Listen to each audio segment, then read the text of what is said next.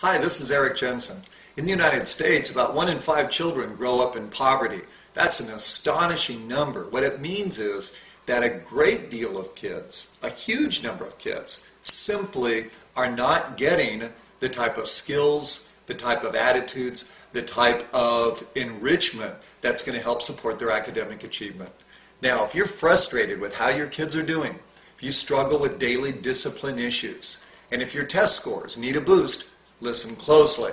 You're about to learn the secrets of high-achieving Title I schools. How do I know the secrets? In short, I've been there and done that. I've read hundreds of scientific peer-reviewed studies on this topic. I work with high-poverty schools around the world. This topic is actually the essence of my doctoral dissertation. But you may also know me as the author of Teaching with Poverty in Mind. In fact, I co-founded an academic enrichment camp that shows you how you can get successful kids in days and weeks, not years. There's actually only 3 essential questions you have to ask and be able to answer. 1, if kids from poverty are different, how are they different? 2, brains can change for the worse. How can the brain actually change for the better?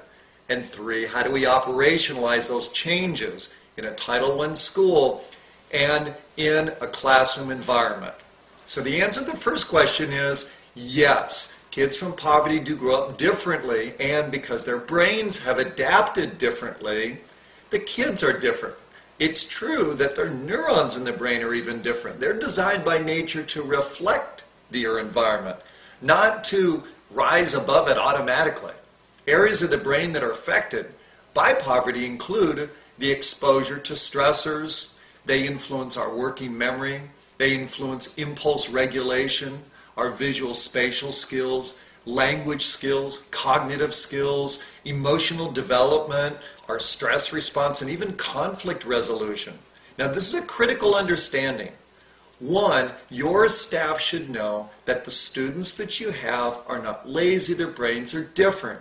And 2, this understanding can help generate empathy, not sympathy, empathy. Why? Because this can help generate better relationships with kids and help motivate staff to get on the right path.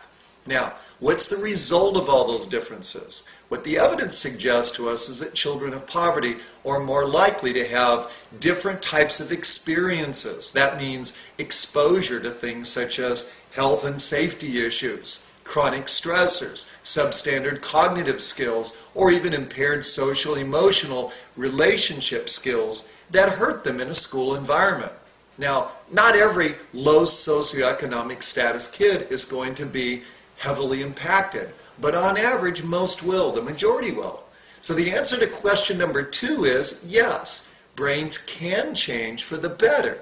There are over 12,000 human and animal studies in peer-reviewed journals in the field of enrichment. What these studies show is that exposure to targeted enriching environments can make dramatic and positive effects on the brain.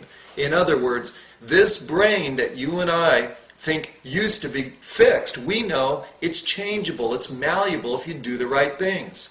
So in the workshop, Teaching with Poverty in Mind, I'll show you clear, compelling brain scans with before and after changes that show when you teach with targeted, specific skill building in mind, you can make a huge difference. This will raise the confidence level and the hope among your staff. In fact, you can get more than just changes in reading, math, and even social behaviors. Evidence shows that you can literally boost IQ by as much as 5, 10, 15, 20 IQ points. For years, people have been saying you can't raise IQ. That's old research. Throw that out. You can do that. Now, here's the science you should be paying attention to. Genes are important, but they only contribute about 30 to 40% of how kids turn out. Your DNA is not your destiny. So the answer to the third question is, yes, you can operationalize the science and turn that into strategies that every teacher, every staff member at a Title I school can use. Now, you're going to need smarter, more targeted instruction. You'll need to understand the factors that matter most. And you'll need to be collaborative and work together as a team and relentless in that focus. So why is it that so many Title I schools struggle? Here's what I've found. I've worked with many of them. One, there's a lack of buy-in. A lot of them just don't believe you can do it. A lot of finger pointing, and they say, well, it won't work. Number two, let's say there is some buy-in, but for some, there's paralysis by analysis. In other words, they spend so much time drawing up big, grand plans that the implementation ends up getting overwhelming, and it's scattered. The staff tries to do too many things, they get stressed, and nothing really gets done. So, the third thing is the lack of relentless focus. If you want the brain to change, you can't do all this stuff randomly. You have to be absolutely relentlessly focused on the factors that matter most. You do this and you'll see a change in behavior, you'll see better academics, you'll actually see a change in IQ. You have to be on a mission.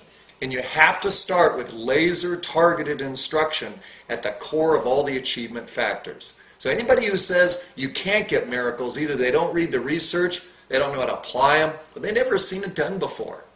So, I have seen it done. I've stood face to face with thousands of kids who have gone from, I hate school, I'm not going anywhere, I hate life, to, I want to succeed. I want to do better. I want to graduate. I'm going to graduate. I've seen this happen.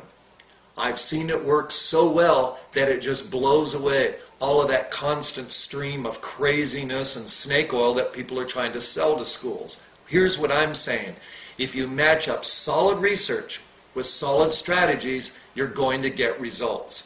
Brain-based teaching is solid, it works, and hundreds of schools have turned themselves around using this model. Here's a simple strategy you can use immediately. One, focus on classroom engagement and building strong student social status. Kids will become more involved and they'll feel better about themselves. When kids feel better about themselves, then they want to work harder for the teacher, they want to work harder within their cooperative groups at school, and discipline problems go down. This alone is going to start making a difference for you. So, the research for all this is in several of the books I've written, including Teaching with Poverty in Mind. I've written many other books, but for poverty, that's the one I want you to make sure you read.